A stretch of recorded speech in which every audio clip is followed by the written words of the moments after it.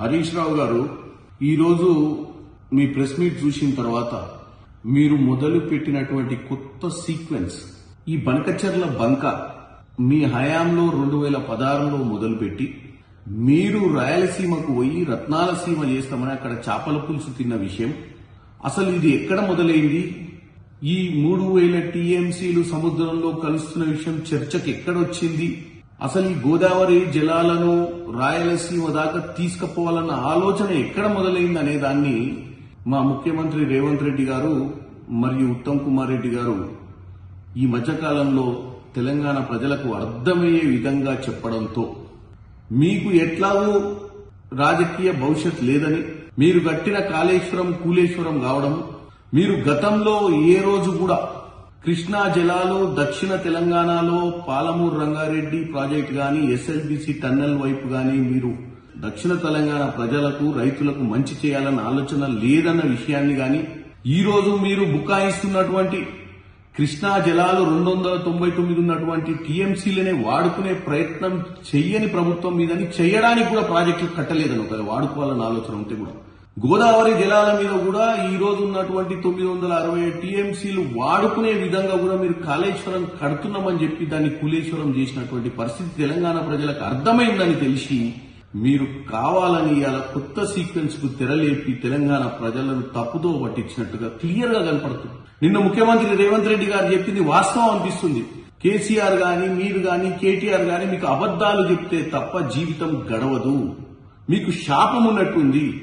ఈ రోజు ఒక సీక్వెన్స్ ఆఫ్ ఇన్సిడెంట్స్ తీసుకొస్తూ ముఖ్యమంత్రి రేవంత్ రెడ్డి గారి ప్రజాభవన్ లో జరిగినటువంటి మీటింగ్ ను సంతరించుకొని ఆంధ్రప్రదేశ్ ముఖ్యమంత్రి తోటి ఉత్తమ్ కుమార్ రెడ్డి దంపతులు విజయవాడకు పోయిన విషయాన్ని కూడా మీరు క్రోడీకరించి దానికి అనుసంధానం చేసి తెలంగాణ ప్రజల మనసులో బనకచెర్ల ఇష్యూకి తెలంగాణలో ఉన్నటువంటి కాంగ్రెస్ ప్రభుత్వానికి ముడిపెట్టే ప్రయత్నాన్ని ముందే పసిగట్టి మేము చెప్పినాము. మీరు ఉద్యమ సమయంలో ఉన్నటువంటి సెంటిమెంట్ ను మళ్లీ తీసుకొచ్చి మీ మనగడను నిలుపుకుందామన్న ఆలోచనలో మాత్రం క్లియర్ గా కనపడుతున్నారు. ఎందుకంటే మీ ఏ బేసు దొరుకుతలేదు మీకు. చివరికి మీకు ఒకటే చెప్పదలుచుకున్నా, మీరేం చెప్పినా ఈ ప్రజా పాలన ఈ కాంగ్రెస్ ప్రభుత్వం ప్రజల కోసమే పోరాడుతుంది.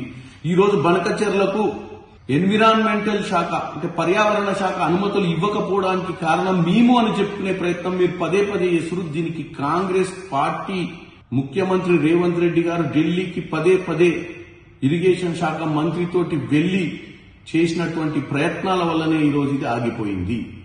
మాకే గనక అటువంటి సంబంధం ఉంటే ఆ ప్రయత్నాలు కాదు కదా, ఏం చేసే వాళ్ళం కాదు. కానీ మీరు కావాలని చెప్పి మీరే ఒకసారి సిద్దిపేటలో ఇంకెక్కడో మీరు ప్రెస్ మీట్ పెట్టినందుకు మేము అలర్ట్ అయినామని చెప్పి ఏదైతే చెప్తుర్రో అది తెలంగాణ ప్రజలు అర్థం చేసుకోవాలి. ఇది హరీష్ రావు గారి జిమ్మిక్స్. అసెంబ్లీ మేము పెడతామన్నది మేము, మీరు అసెంబ్లీకి మీ మామగారు అసెంబ్లీకి వస్తలేడు. అసెంబ్లీ పెట్టి అసెంబ్లీలో ప్రజా సమస్యలు చర్చ చేద్దాం, దాంతో పాటు మీరు ఏదైతే కాళేశ్వరం కట్టి కూలేశ్వరం చేసిరో దాని గురించి చర్చ చేద్దామంటారు. ఎలాగైతే ఈరోజు దక్షిణ తెలంగాణ ప్రాంతంలో ఉన్నటువంటి ప్రాజెక్టులను ఎలా విస్మరించిందో చర్చ చేసుకోమని చెప్తున్నారు. మీరేదో వచ్చి మా బట్టలు ఉడబీకి చూద్దామని కాదు, మీరు బట్టలు ఉడబీకాలన్న అంత ఇంట్రెస్టే మీకుంటే, మీరు నిజంగా ప్రజా సమస్యల మీద మాట్లాడటానికి అసెంబ్లీకి వచ్చే ఇంట్రెస్ట్ లేకుండా కేవలం బట్టలు ఊడదీయడానికే మీరు అసెంబ్లీకి వస్తా అంటే, హరీష్ రావు గారు మా నల్గొండ జిల్లా నుంచి 5 లక్షల మంది రేపు మీ పార్టీ ఆఫీస్కి వచ్చి బట్టలు ఇప్పి చూపిస్తాం, మీకేమన్నా ఆనందంగా మా దర్శించుకోవాలనుకుంటే. ఎందుకంటే మీరు ఒక నాయకుడిని ఎన్నికయ్యారు. అసెంబ్లీ అనేది ఒక పవిత్రమైనటువంటి ప్రజా సమస్యల మీద చర్చ చేసుకుందామనాలి, కానీ మా బట్టలు కూడా తీయడానికి మీరు అసెంబ్లీకి వచ్చేది. మేమే వస్తాం, మీ పార్టీ ఆఫీస్కి వస్తాం, మీ పార్టీ ఆఫీస్లో మేము బట్టలు ఇప్పి చూస్తాం, మీకు దర్శనం చేసుకోవాలని ఇంట్రెస్ట్ ఉంటే నీకు మీ బామ్మర్దికి. కాబట్టి పిచ్చి పిచ్చి మాటలు మాట్లాడకుండా వాస్తవాలు తెలంగాణ ప్రజలు గుర్తిస్తున్నారు. వాస్తవాలు తెలంగాణ ప్రజలకు అర్థమయ్యే విధంగా ఈ కాంగ్రెస్ ప్రభుత్వం చెప్తుంది.